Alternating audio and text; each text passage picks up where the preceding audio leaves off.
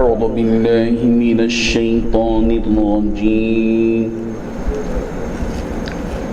بسم الله الرحمن الرحيم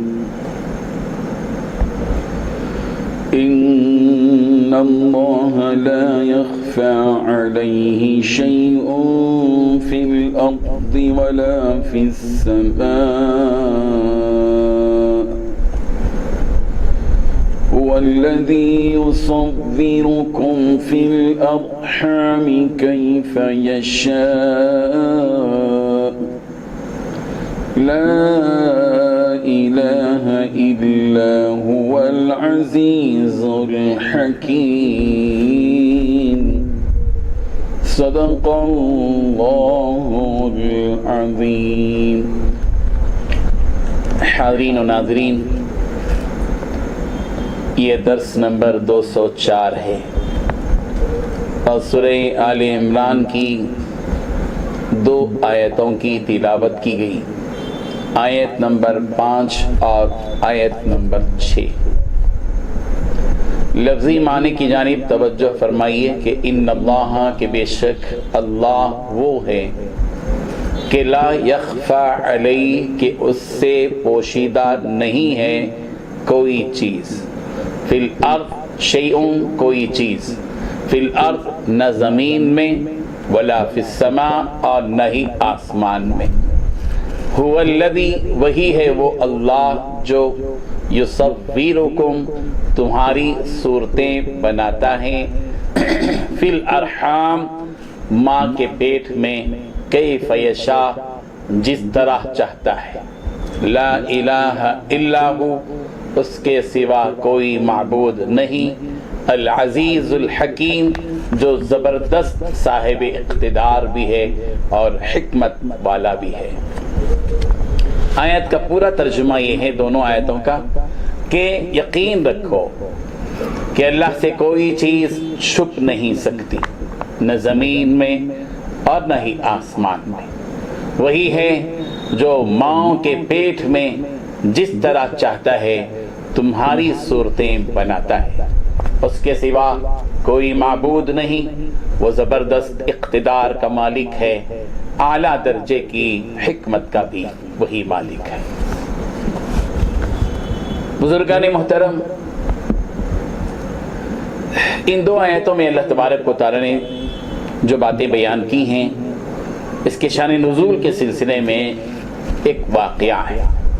واقعہ یہ ہے کہ ایک وفد نبی کریم حضرت محمد رسول اللہ صلی اللہ علیہ وسلم کے پاس آیا نجران سے، اور یہ جو وفد آیا تھا وہ نصارا تھے، نصرانی تھے، حضرت عیسیٰ علیہ السلام کے ماننے والے تھے۔ اس وفد میں 60 افراد تھے، اور ان 60 میں سے 12 افراد جو تھے وہ سردار قسم کے لوگ تھے، اس قوم کے بڑے لوگ تھے، اور ان میں سب سے بڑا جو شخص تھا اس کا نام عبد المسیح تھا، اور دوسرا جو شخص تھا اس کا نام ابہم تھا، یہ بھی سردار تھا۔ یہ لوگ نبی کریم حضرت محمد رسول اللہ صلی اللہ علیہ وسلم کی خدمت میں مسجد نبوی میں حاضر ہوئے، اور مشرق کی طرف رخ کر کے انہوں نے اپنی تعلیم کے مطابق انہوں نے اپنی نماز ادا کی۔ نبی کریم صلی اللہ علیہ وسلم نے ان سے ملاقات کی، ان کو اسلام کی دعوت دی۔ جب سرکاری دو عالم صلی اللہ علیہ وسلم نے ان کو اسلام کی دعوت دی تو انہوں نے صاف طور پر کہا کہ ہم تو پہلے ہی سے اسلام میں ہیں، ہم اب کہاں اسلام قبول کریں گے، ہم تو پہلے ہی سے مسلمان ہیں۔ نبی کریم صلی اللہ علیہ وسلم نے فرمایا تم جھوٹے ہو، تم دین اسلام پر نہیں۔ کیوں؟ اس لیے کہ حضور صلی اللہ علیہ وسلم نے اس کی کچھ وجوہات بیان کی۔ دیکھو، تم حضرت عیسیٰ علیہ السلام کے بارے میں یہ عقیدہ رکھتے ہو کہ حضرت عیسیٰ علیہ السلام اللہ کے بیٹے، یہ تمہارا اپنا عقیدہ ہے۔ ذرا غور کرو کہ یہ جو تمہارا عقیدہ ہے، یہ عقیدہ ہمارے مذہب اسلام کی بالکل خلاف ہے، اس لیے کہ تم جانتے ہو کہ بیٹا باپ کے مشابہ ہوتا ہے۔ تو انہوں نے کہا کہ ہاں بالکل بات صحیح ہے۔ تو کہا کہ پھر یہ بتاؤ کہ اللہ تبارک و تعالیٰ، ان کی شان یہ ہے کہ وہ ہمیشہ سے زندے ہیں اور ہمیشہ زندہ رہیں گے، وہ حی ہے۔ تو بتاؤ کہ پھر حضرت عیسیٰ علیہ السلام اگر واقعی اللہ کے بیٹے ہیں تو یہ صفت میں بھی انہیں ہونا چاہیے، جبکہ حضرت عیسیٰ علیہ السلام کو تمہارے عقیدے کے مطابق خود تمہاری کتاب میں لکھا ہوا ہے کہ ان کو موت آئے گی۔ جب موت آئے گی بیٹے کو اور باپ کو نہیں، تو پھر جو بیٹا باپ کے مشابہ نہ ہو تو وہ بیٹا کیسے ہو سکتا ہے؟ اس قسم کی بہت سی چیزوں میں اللہ تبارک و تعالیٰ کی قدرت، اس کی طاقت وغیرہ کے سلسلے میں بہت سے سوالات حضور صلی اللہ علیہ وسلم انہوں نے کیے، اور ان کے جو جوابات تھے وہ ظاہر بات ہے کہ مذہب اسلام کے بالکل خلاف تھے، جو انہوں نے اپنے طور پر گھڑ لیے تھے۔ انجیل پر بھی وہ صحیح ایمان نہیں رکھتے تھے۔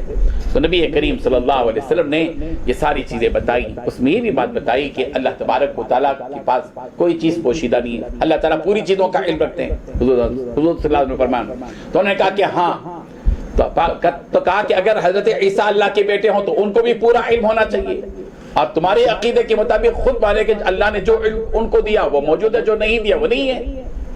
ان تمام اہم ترین نکات کو سامنے رکھ کر اللہ کے نبی صلی اللہ علیہ وسلم نے ان کو سمجھایا، یہ سن کر وہ لوگ خاموش ہو گئے۔ بہرحال انہی حقیقتوں کو ان دو آیتوں میں یہ بات بتائی گئی ہے کہ ان اللہ لا یخفی علیہ شیء فی الارض ولا فی السماء، کہ اللہ کی شان یہ ہے کہ اللہ تبارک و تعالیٰ پر کوئی چیز پوشیدہ نہیں ہے، ہر چیز اللہ کے سامنے ہے، حاضر ہے، یعنی اللہ تبارک و تعالیٰ ہر چیز کا علم رکھتے ہیں۔ اللہ تبارک و تعالیٰ مخلوق کے اندر یہ قوت و طاقت نہیں ہے، مخلوق کو محدود قسم کا ایک لمٹ میں اللہ تبارک و تعالیٰ نے اس کو علم اور اندازہ دیا ہے۔ اللہ تبارک و تعالیٰ کی شان یہ کہ اللہ تبارک و تعالیٰ کو پوری چیزوں کا علم، ہم کو دیوار کے پیچھے کون گزر رہا ہے اس کا علم نہیں ہے، ہمارے پیٹھ پیچھے کون ہمارے خلاف اشارہ کرتا ہے خود اس کا علم ہم کو نہیں ہے۔ اللہ کی شان یہ ہے کہ اللہ پر کوئی چیز پوشیدہ نہیں ہے، نہ زمین میں نہ آسمان میں۔ اب دوسری چیز اللہ تبارک و تعالیٰ نے بتائی کہ هو الذی یصورکم فی الارحام کیف یشاء۔ یہ بات ہضم نہیں ہو رہی تھی کہ حضرت جو انہوں نے سوال کیا تھا نصارہ نے، جو وفد آیا تھا حضور اکرم صلی اللہ علیہ وسلم کے حضرت عیسیٰ علیہ السلام کے بارے میں وہ سمجھتے تھے کہ وہ اللہ کے بیٹے، تو انہوں نے سوال کیا تھا کہ اگر حضرت عیسیٰ اللہ کے بیٹے نہیں تو پھر اللہ کے باپ کون ہے حضرت عیسیٰ کا؟ ان کا سوال یہ تھا۔ تو اس کا جواب دیا جا رہا ہے کہ اللہ کی شان ہے، اللہ کی قدرت ہے۔ جس خداوند قدوس نے آدم کو بغیر ماں بغیر باپ کے پیدا کیا، وہ خداوند قدوس اس بات کی قوت رکھتا ہے کہ وہ بغیر باپ کے مریم کے پیٹ سے حضرت عیسیٰ کو پیدا کرے۔ هو الذی یصورکم فی الارحام، وہی ہے وہ اللہ جو ماں کے پیٹوں میں تصویر بناتا ہے، کیف یشاء، جیسے چاہتا ہے، اس کے اختیار میں۔ تم حضرت آدم کے بارے میں یہ سوال نہیں کرتے کہ آدم بغیر ماں بغیر باپ کے کیسا پیدا ہوئے، تو پھر حضرت عیسیٰ کے بارے میں کیوں سوال کرتے ہو کہ وہ حضرت عیسیٰ بغیر باپ کے کیسا پیدا ہو گئے؟ ان مثل عیسیٰ عند اللہ کمثل آدم، حضرت عیسیٰ کی مثال اللہ کے ہاں آدم کی طرح ہے۔ جس خدا نے آدم کو بغیر باپ اور بغیر ماں کے پیدا کیا، وہ خداوند قدوس اس بات کی طاقت رکھتا ہے کہ حضرت عیسیٰ کو بغیر باپ کے پیدا کر دے۔ اس کی قدرت کے مظاہر لا الہ الا هو العزیز الحکیم، اللہ کے سوا کوئی معبود نہیں، وہ عزیز ہے، صاحب اقتدار ہے، زبردست ہے، اور اس کے پاس حکمت کے سمندر موجود ہے۔